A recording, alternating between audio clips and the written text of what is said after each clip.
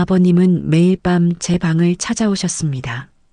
아버님의 투박한 손이 제 손목에 닿는 순간 저는 온몸의 피가 얼어붙는 것 같았습니다. 거칠고 투박한 손은 마치 나무 껍질 같았고 저는 그 손이 저를 망가뜨릴지도 모른다고 생각했습니다. 하지만 아버님은 놀라울 만큼 조심스럽게 제 손을 만져주셨습니다. 밤마다 이어지는 아버님의 손길은 제 손목의 통증을 조금씩 덜어주기 시작했습니다. 제 이름은 윤지입니다. 사람들은 저를 스타 파티시에라고 불렀습니다.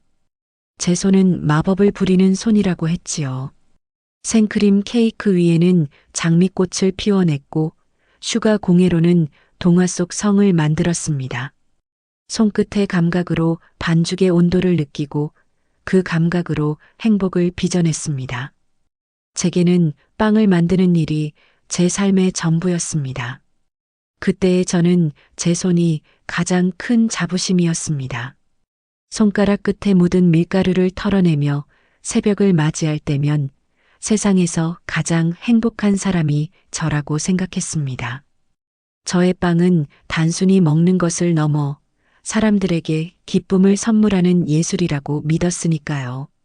특히 제가 만든 빵을 맛보고 환하게 웃던 남편의 얼굴을 보는 것이 가장 큰 행복이었습니다. 태영 씨는 제게 내 손은 세상을 구원할 손이라고 말해주곤 했습니다.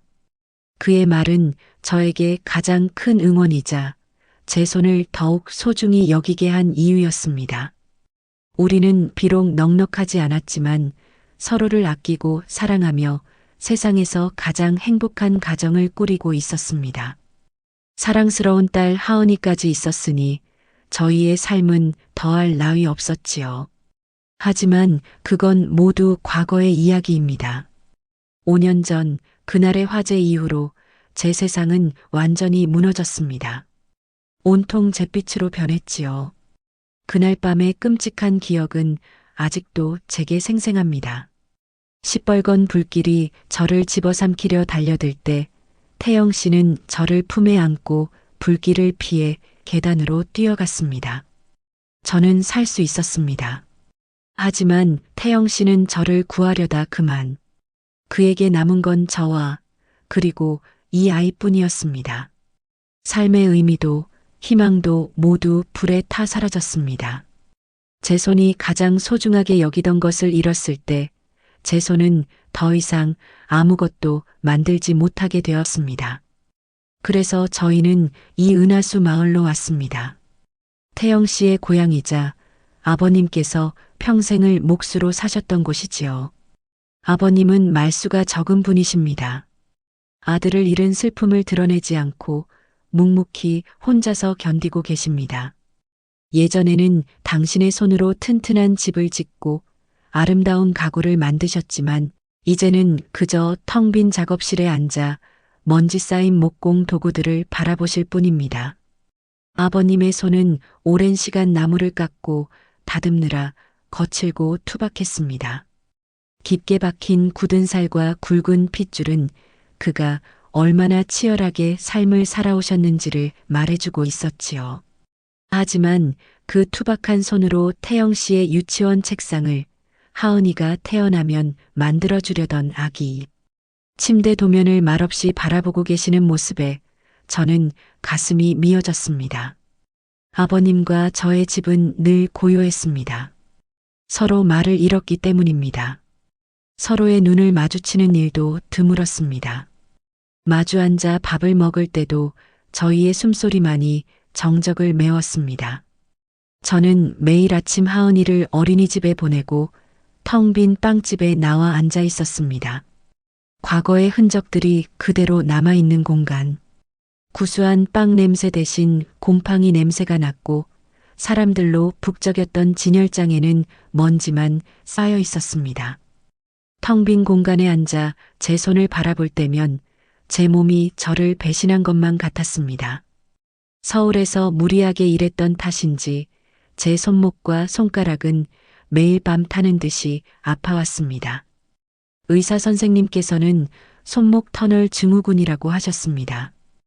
밤마다 느껴지는 통증은 마치 제 손목에 족쇄라도 채워진 것 같았습니다.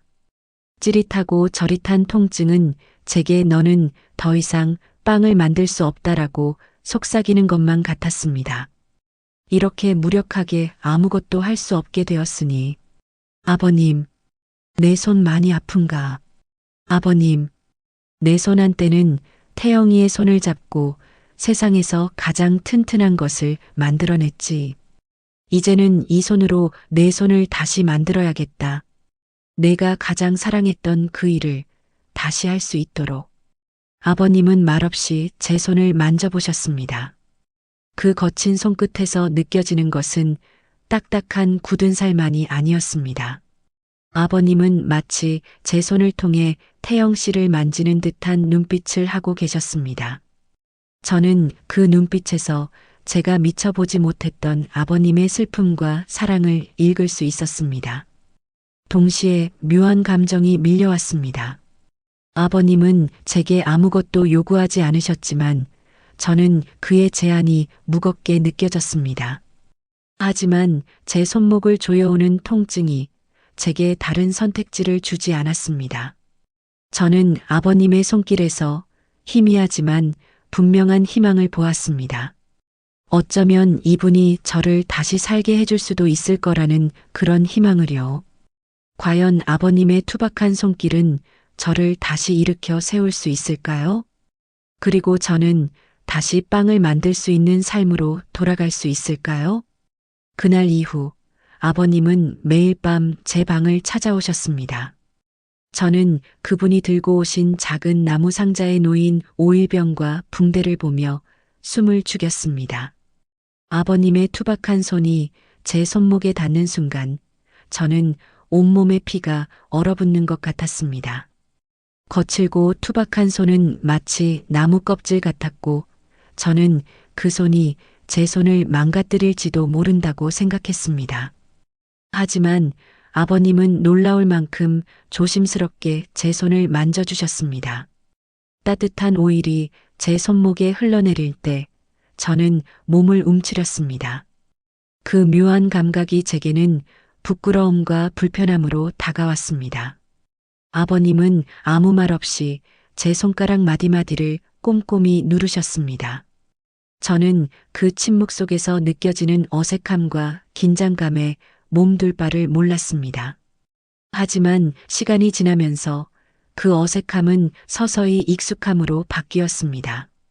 밤마다 이어지는 아버님의 손길은 제 손목의 통증을 조금씩 덜어주기 시작했습니다.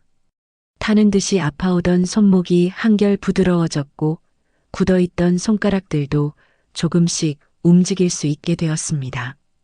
빵을 만들 수 있을지도 모른다는 희망이 제 마음속에 아주 희미하게 피어올랐습니다. 아버님은 손목에서 시작해 제 팔뚝과 어깨까지 마사지를 해주셨습니다. 마치 제 몸에 숨겨진 비밀을 하나씩 찾아내는 것처럼요. 아버님은 전문가였습니다. 제가 아픈 부위를 말하기도 전에 아버님은 굳어있는 근육을 정확히 찾아내셨습니다. 저는 그제야 아버님께서 제게 단순히 친절을 베푸시는 것이 아니라는 것을 어렴풋이 느꼈습니다. 하지만 세상의 시선은 저희의 관계를 이상하게 바라보기 시작했습니다. 어느 날 하은이와 함께 마을 슈퍼에 갔을 때였습니다. 평소와 다름없이 이웃 주민들과 인사를 나누고 돌아가려는데 등 뒤에서 수군거리는 소리가 들려왔습니다. 저 여자 남편 죽은 지 얼마나 됐다고 벌써. 매일 밤 남자 손이. 저는 제 귀를 의심했습니다. 그들은 저의 상황을 오해하고 있었습니다. 아이고 세상에. 시아버지와 며느리가. 그 말에 제 심장이 쿵 하고 떨어졌습니다. 하은이의 작은 손을 꽉 잡고 그 자리를 벗어났습니다. 저는 제게 쏟아지는 비난보다 하은이가 혹시라도 상처받을까봐 너무나 두려웠습니다. 그날 밤 아버님께서 제 방을 찾아오셨을 때 저는 처음으로 거절했습니다. 아버님, 죄송하지만 이제 그만하셔도 될 것 같아요. 아버님은 묵묵히 제 손을 내려다보셨습니다. 손, 내밀어 보거라. 어제보다 더 굳었어. 마음이 편치 않은가 보구나. 아버님은 제 표정만으로도 모든 것을 꿰뚫어 보고 계셨습니다. 저는 차마 마을에서 들은 이야기를 꺼낼 수 없었습니다. 이제 많이 좋아진 것 같아서요.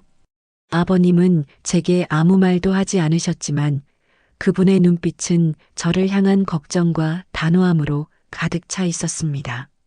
아니다. 내 손은 아직 살아날 때가 멀었다. 내 손이 그걸 기억하고 있어. 제대로 뿌리까지 치료해야 한다. 아버님의 그 말에 저는 더 이상 거절할 수 없었습니다. 밤마다 느껴지는 묘한 감정과 함께 세상의 편견과 싸워야 한다는 두려움이 저를 짓눌렀습니다. 하지만 저는 결심했습니다. 제 손목을 조여오는 통증이 제게 다른 선택지를 주지 않았습니다. 저는 빵을 만들 수 있는 손을 되찾기 위해서, 그리고 세상의 편견으로부터 하은이를 지키기 위해서 이 길을 끝까지 가기로 했습니다. 아버님의 투박한 손길에 제 몸을 맡기고 저의 모든 것을 걸고 이 싸움을 이겨낼 것입니다. 며칠 후 저는 빵집으로 들어서는 한 부부를 보며 가슴이 철렁했습니다. 그들은 마을에서 가장 입이 가벼운 사람들로 소문나 있었지요. 그들이 제게 다가와 웃으며 말을 건넸습니다. 어휴, 며느리 얼굴이 확 피었네. 밤마다 누가 그렇게 마사지를 해주나? 그들의 비아냥거림에 저는 심장이 얼어붙는 것 같았습니다. 입이 떨어지지 않아 멍하니 서 있는데 아버님께서 마당에서 들어오시더니 조용히 제 옆에 서셨습니다. 아버님은 그들을 묵묵히 응시하셨고 그들은 금세 불편한 표정을 지으며 자리를 떴습니다. 그들의 비웃음보다 아버님의 묵직한 존재감이 제게 더 큰 울림으로 다가왔습니다. 그분은 저를 위해 세상과 맞서고 계셨던 것입니다. 그 후로 저는 아버님의 손길을 받는 시간을 더욱 소중히 여기게 되었습니다. 이제는 더 이상 부끄러움이 느껴지지 않았습니다. 아버님의 거친 손이 제 손을 만질 때마다 저는 그분의 손이 가진 힘과 진심을 느꼈습니다. 그 손은 단순한 목수의 손이 아니었습니다. 무언가를 지키기 위해 모든 것을 잃은 한 남자의 손이었고 아들을 잃은 슬픔을 감추기 위해 굳게 닫았던 마음을 제게 열어주는 손이었습니다. 치료가 진행될수록 저는 제 손목의 통증뿐만 아니라 제 마음속에 깊이 박혀있던 상처까지 치유되고 있음을 느꼈습니다. 저는 아버님께 더 이상 거절하지 않았습니다. 오히려 그 시간을 기다렸습니다. 빵을 만들 수 있게 될 것이라는 희망과 아버님의 진심에 대한 믿음이 제 마음을 가득 채웠습니다. 하지만 동시에 저는 불안했습니다. 세상의 시선이 변하지 않는 한 저희의 행복은 위태로울 것입니다. 그리고 아버님의 치료에는 분명 어떤 숨겨진 진심이 있을 것입니다. 아버님이 내 손이 그걸 기억하고 있어라고 말씀하실 때마다 저는 그 의미를 알 수 없었습니다. 그분의 손이 기억하고 있는 것은 무엇일까요? 과연 그 진실을 알게 되는 날, 저는 또다시 상처받게 될까요? 하지만 저는 이제 두렵지 않습니다. 저는 제 인생을 걸고 이 모든 것을 이겨낼 것입니다. 제 손으로 다시 빵을 만들고 하은이와 아버님과 함께 행복한 가정을 꾸리는 것. 그것이 제가 남은 생을 걸고 이루어야 할 목표가 되었습니다. 밤마다 아버님께서 제 방을 찾아오시는 시간은 이제 제게 가장 기다려지는 시간이 되었습니다. 손목을 조여오던 통증은 거짓말처럼 사라졌고 손가락을 움직일 때마다 마치 오래된 기계에 기름을 친 것처럼 부드러워졌습니다. 저는 아버님의 손길에서 느껴지는 신뢰와 진심을 이제는 온전히 받아들일 수 있었습니다. 빵을 만들 수 있을지도 모른다는 희망은 더 이상 희미한 불꽃이 아니었습니다. 활활 타오르는 불길처럼 제 심장을 뜨겁게 만들었지요. 마을 사람들의 수군거림도 이제는 제게 아무런 상처가 되지 않았습니다. 그들은 알지 못할 것입니다. 아버님의 투박한 손길이 제 손목뿐만 아니라 제 마음속 깊은 상처까지 치유하고 있다는 것을요. 그러던 어느 날이었습니다. 아버님께서 마당에 있는 작업실에서 무언가를 옮기시다가 낡은 상자를 떨어뜨리셨습니다. 상자 안에서 오래된 나무 조각들과 함께 낡은 수첩 하나가 굴러 나왔습니다. 아버님은 황급히 저를 막으셨지만 저는 이미 늦었습니다. 수첩이 펼쳐지면서 제 눈에 들어온 글씨와 그림에 저는 숨을 멈췄습니다. 그곳에는 삐뚤빼뚤한 글씨로 태영이의 집이라고 적혀 있었고 그 옆에는 아기 침대 도면이 그려져 있었습니다.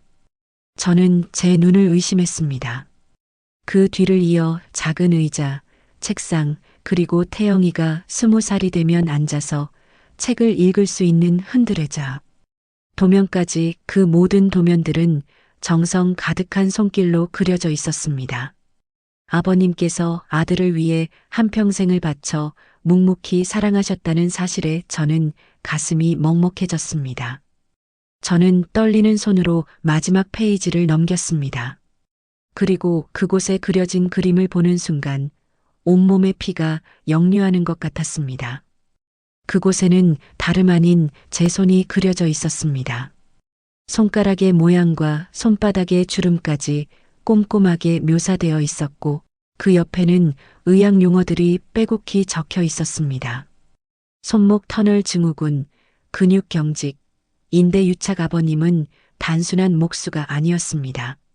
제 몸의 상태를 정확히 진단하고 매일매일 체계적인 치료 계획을 세우고 계셨던 것입니다. 그리고 그 모든 기록들 옆에는 태영이가 가장 사랑했던 손이라는 글씨가 적혀 있었습니다. 그 글씨를 보는 순간 저는 그동안의 모든 오해와 불안이 한꺼번에 무너지는 것을 느꼈습니다. 저는 그저 불쌍한 며느리가 아니었습니다. 아버님께서는 저를 통해 그리고 제 손을 통해 아들 태영이를 다시 만나고 있었던 것입니다. 아들을 잃은 슬픔에 목공 도구를 내려놓았던 아버님께 제 손은 다시 그 손으로 무언가를 만들게 하는 유일한 희망이었습니다. 저는 그날 밤의 모든 묘한 감정과 어색함이 그저 서로의 상처를 치유하는 과정이었다는 것을 깨달았습니다. 저는 주저앉아 하염없이 눈물을 흘렸습니다. 아버님께서 그토록 오랜 시간 혼자 짊어지셨던 슬픔과 저를 향한 깊은 사랑에 대한 감사함이 뒤섞여 밀려왔습니다. 아버님은 아무 말 없이 제 옆에 서 계셨습니다. 저는 그분을 올려다보았습니다. 그의 눈빛은 더 이상 무뚝뚝하지 않았습니다. 아들의 마지막 흔적을 지키고자 했던 한 아버지의 슬픔과 저를 향한 따뜻한 진심이 고스란히 담겨 있었습니다. 아버님께서는 제게 아무런 변명도 설명도 하지 않으셨습니다. 하지만 그의 눈빛은 이미 모든 것을 말해주고 있었습니다. 저 또한 더 이상 아무것도 묻지 않았습니다. 저희는 피 한 방울 섞이지 않은 관계였지만 그 순간 서로의 마음속에 숨겨왔던 모든 진실이 통했습니다. 서로의 상처를 보듬어주는 것, 그것이 저희를 진정한 가족으로 만들어 주었습니다. 이제 저는 아버님의 손길에 어떤 의심도 없이 제 모든 것을 맡길 수 있었습니다.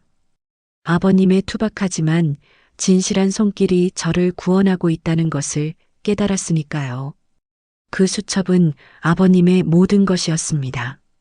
그의 치열했던 과거와 아들을 잃은 슬픔, 그리고 저에 대한 무언의 사랑까지 그 모든 감정들이 낡은 종이 위에 고스란히 담겨 있었습니다. 저는 수첩을 품에 안고 한참을 울었습니다. 저의 슬픔은 더 이상 혼자만의 것이 아니었고 아버님의 슬픔 또한 더 이상 홀로 감당해야 할 것이 아니었습니다. 저희는 그렇게 서로의 짐을 나누어 가졌습니다. 그날 밤의 치료는 이전과는 완전히 달랐습니다. 아버님은 이제 제 손목을 만져주시며 이 부분은 태영이가 제일 아꼈던 부분이지라고 말씀해 주셨습니다. 저는 그 말씀을 들으며 제 손이 다시 태영 씨와 연결되는 것을 느꼈습니다. 물리적인 치료를 넘어 저의 마음이 진정으로 치유되고 있었습니다. 저는 다시 빵을 만들 수 있을 것이라는 확신을 얻었습니다. 그리고 그것은 단순히 손의 문제가 아니었습니다. 제 마음이 이제야 준비되었기 때문이었습니다. 저는 이제 두렵지 않았습니다. 세상의 어떤 오해와 소문도 아버님의 이 깊은 진심 앞에서는 아무것도 아니라는 것을 알았습니다. 저는 아버님의 손길을 받는 이 시간을 통해 제가 잃어버렸다고 생각했던 모든 것을 조금씩 되찾아가고 있었습니다. 저의 꿈, 저의 열정, 그리고 저를 위해 존재했던 소중한 사람들의 사랑까지 그 모든 것들이 아버님의 투박한 손끝을 통해 제게 다시 전해지고 있었습니다. 아버님의 수첩을 통해 모든 진실을 알게 된 후 제 삶은 완전히 달라졌습니다. 저는 더 이상 세상의 시선이 두렵지 않았습니다. 저희의 관계는 그 어떤 오해로도 흔들 수 없을 만큼 단단해졌고 저는 아버님의 진심에 보답하기 위해 빵집을 다시 열기로 결심했습니다. 빵 반죽을 만지는 제 손가락 끝은 더 이상 아프지 않았습니다. 저의 손은 저를 버리지 않았고 저는 제 꿈을 다시 되찾을 수 있었습니다. 빵집 문을 다시 열었을 때 처음에는 마을 사람들의 싸늘한 시선이 여전했습니다. 손님들은 빵 대신 저희를 힐끗거리며 수군거렸고 어떤 이는 일부러 빵집 앞을 지나가면서 험담을 내뱉기도 했습니다. 저는 아무렇지 않은 척 빵을 팔았지만 마음 한구석이 아린 것은 어쩔 수 없었습니다. 하지만 저는 굴하지 않았습니다. 매일 새벽 아버님께서 제 손목을 부드럽게 마사지해 주시는 동안 저는 그분의 손길에서 느껴지는 굳건한 믿음을 되새겼습니다. 태영 씨가 제게 남긴 마지막 사랑과 아버님의 깊은 진심이 저를 지탱하는 힘이 되었습니다.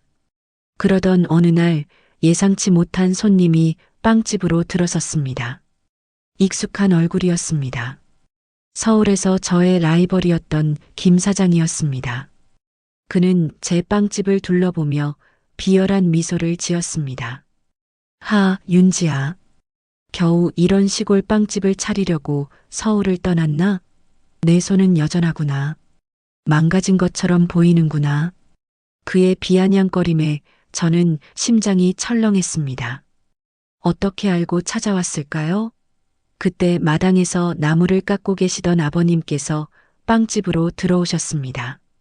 아버님은 말없이 제 옆에 서셨습니다. 김 사장은 아버님을 보며 더욱 기세등등해졌습니다. 어휴, 소문은 들었네. 매일 밤 남자 손이 들락거린다는 소문. 하긴 남편도 없는 과부 신세에 늙은 시아버지라도 붙잡아야 살겠지. 김 사장의 입에서 나오는 저속한 말에 저는 온몸이 떨렸습니다. 하지만 저는 물러서지 않았습니다. 무슨 일로 오셨어요? 당신이 여기 올 이유는 없습니다.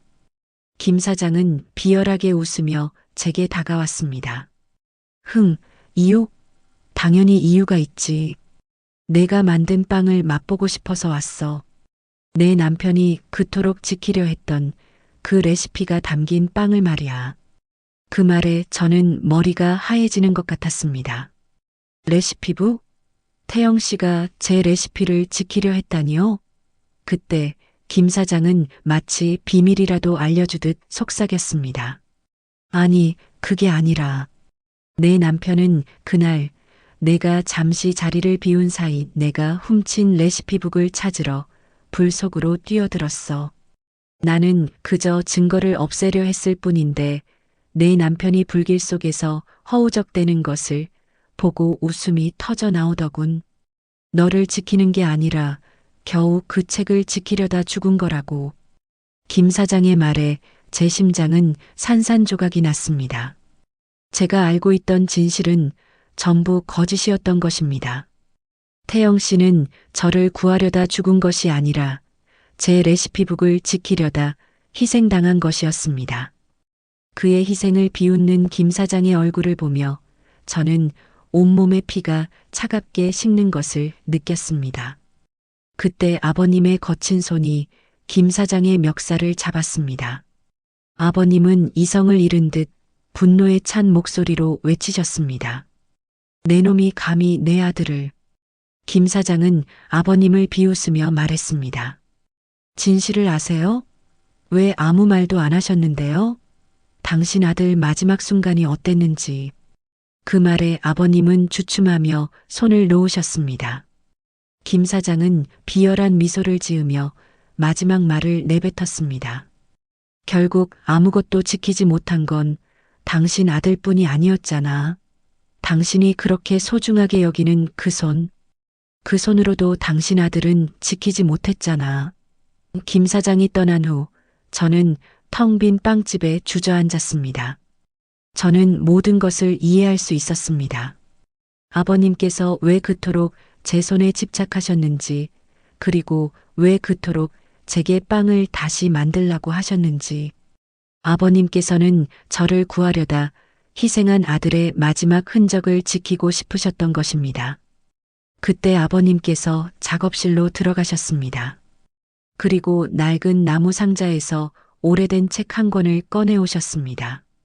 그 책은 불에 그을리고 물에 젖어 쭈글쭈글해진 하지만 여전히 저의 손길이 느껴지는 책이었습니다.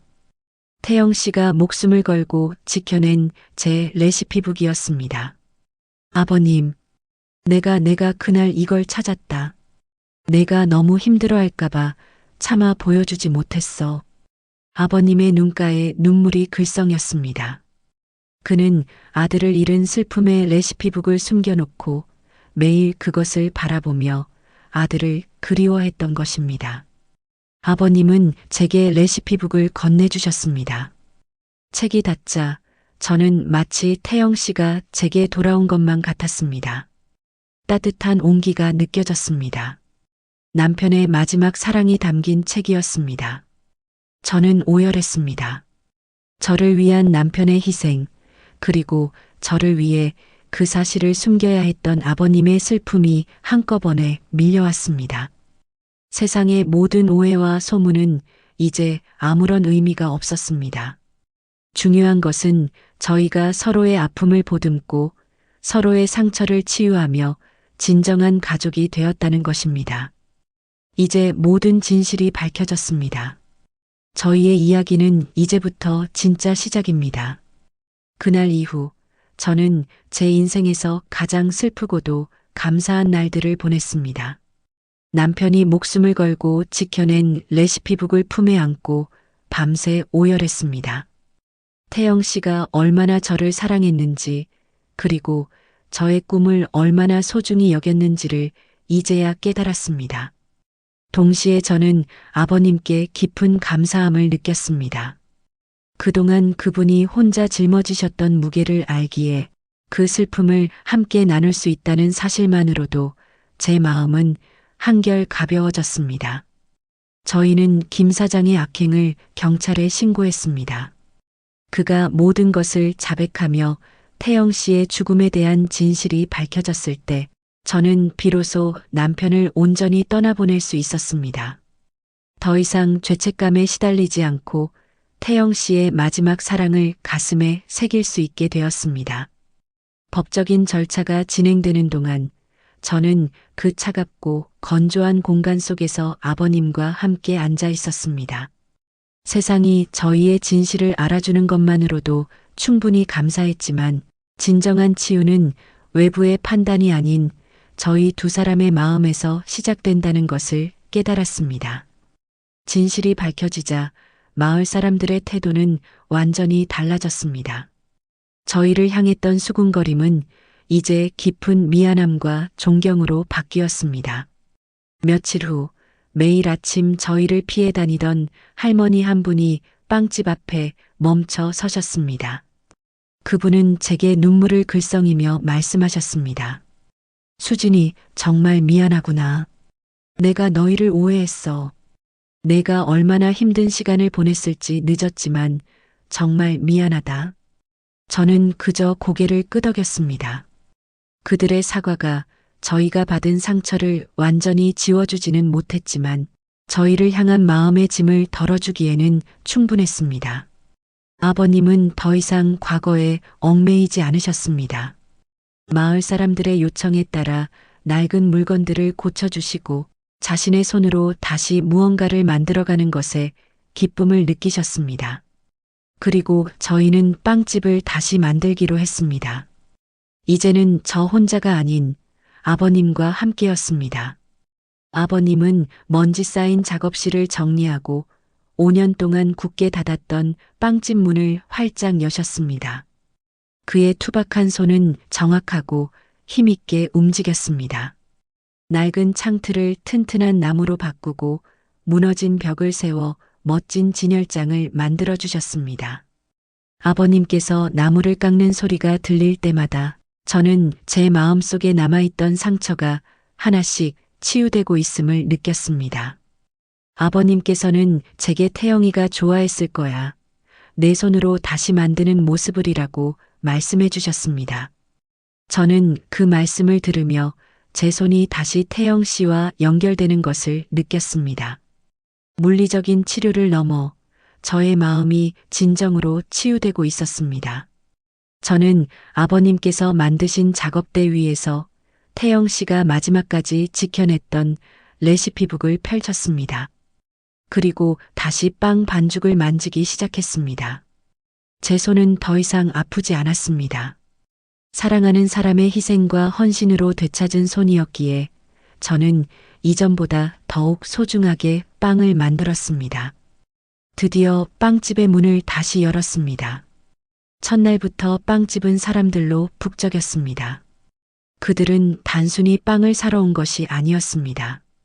아버님께서 만드신 멋진 나무 가구들을 구경하고 저희를 응원하기 위해 온 것이었습니다. 아버님은 이제 정목수로 불리며 마을 사람들의 사랑을 받으셨습니다. 저는 아버님께서 만드신 카운터 뒤에서 빵을 구웠고 하은이는 빵집 한 구석에서 환하게 웃으며 놀았습니다. 하은이는 아버님의 거친 손을 잡고 해맑게 웃었습니다. 아버님은 그런 하은이를 보며 예전에는 볼 수 없었던 환한 미소를 지으셨습니다. 저희는 저녁 식탁에 둘러앉아 그날 있었던 일들을 이야기하며 웃었습니다. 고요했던 집에는 이제 웃음소리와 빵 굽는 냄새가 가득했습니다. 저는 이제야 진정한 행복이 무엇인지 알게 되었습니다. 그것은 혈연으로 맺어진 관계만을 의미하는 것이 아니었습니다. 서로의 아픔을 이해하고 서로의 짐을 나누어 지고 함께 새로운 시작을 만들어가는 것. 그것이 바로 진정한 가족이었습니다. 아버님은 더 이상 홀로 슬퍼하지 않으셨습니다. 저는 더 이상 과거의 상처에 갇혀 살지 않았습니다. 저희는 서로의 손을 맞잡고 세상의 편견을 이겨냈으며 새로운 삶을 시작했습니다. 태영 씨가 남긴 사랑은 사라진 것이 아니라 아버님과 저를 맺어주는 단단한 끈이 되어 저희를 지켜주고 있었습니다. 저희의 이야기는 슬픔으로 시작되었지만 결국 사랑과 치유, 그리고 희망으로 끝났습니다. 저는 이제 매일 아침 감사하는 마음으로 눈을 뜹니다. 그리고 제 손으로 다시 빵을 만들 수 있다는 사실에 기뻐합니다. 이 모든 기적은 저의 손을 다시 잡아준 아버님의 투박한 손길로부터 시작되었다는 것을 저는 영원히 잊지 않을 것입니다.